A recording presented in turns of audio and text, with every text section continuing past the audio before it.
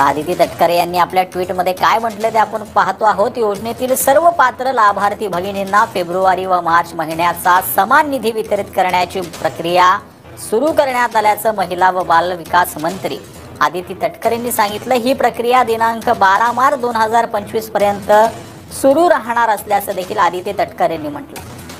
February महिन्याचे 1,500 आणि मार्च महिन्याचे 1,500 रुपये असे 2 टप्प्यामध्ये एकूण 3,000 रुपये जमा करण्याची प्रक्रिया सुरू झाल्याचं देखील आदिती तटकरे यांनी सांगितलं। सर्व लाभार्थ्यांना दोन्ही महिन्याचा लाभ मिळणार असून याबाबत महाराष्ट्रातील लाडक्या बहिणींनी निश्चिंत राहावं असं देखील यावेळेला ट्विट जे आहे ते आदिती तटकरे यांनी केलं। पण या औचित्यासाठी किंवा महिला दिनाचा एक विशेष म्हणून आम्ही ह्या दोन्ही महिन्याचा लाभ आज महायुतीच्या सरकारच्या माध्यमातून राज्याचे मुख्यमंत्री आणि दोन्ही उपमुख्यमंत्री यांच्या सूचनेनुसार आज सुरुवात केली। ताई आज खरं तर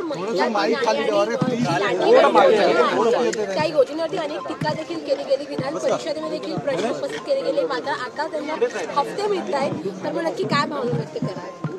एकही महिना असा नाहीये की ज्या महिन्यात महिलांना लाडक्या बहिणीचा हप्ता मिळाला नाहीये। डिसेंबर महिन्यामध्ये सुद्धा आचारसंहिता संपल्यानंतर झालेला आहे, जानेवारी महिन्यामध्ये सुद्धा वितरित झालेला आहे। फेब्रुवारी महिना आणि मार्च महिना 8 मार्चचं उद्दिष्ट आम्ही ठेवून त्या ठिकाणी ती तयारी करत होतो, जेणेकरून एक विशेष त्या दिवसाचं एक औचित्य साधून ते आम्हाला महिलांच्या खात्यापर्यंत पोहोचवता येईल। त्याच्यामुळे टीका तर या योजनेवर सुरुवातीपासून होतच आलेली आहे आणि त्या टीकेकडे फार लक्ष न देता महिलांच्या आयुष्यामध्ये सकारात्मक बदल करण्याच्या दृष्टिकोनातून ही योजना आम्ही यशस्वीरित्या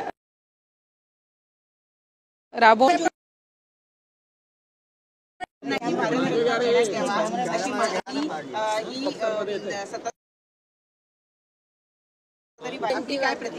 नाही या निश्चितपणाने आणि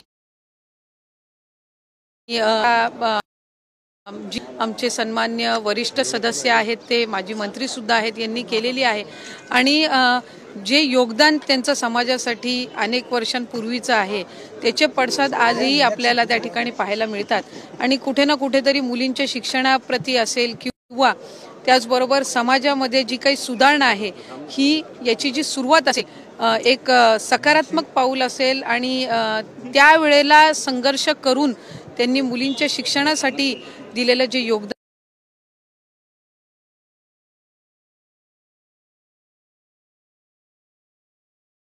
भारतरत्न मिळावं ही केलेली आहे आणि निश्चितपणाने ही स्वागतार्हच आहे।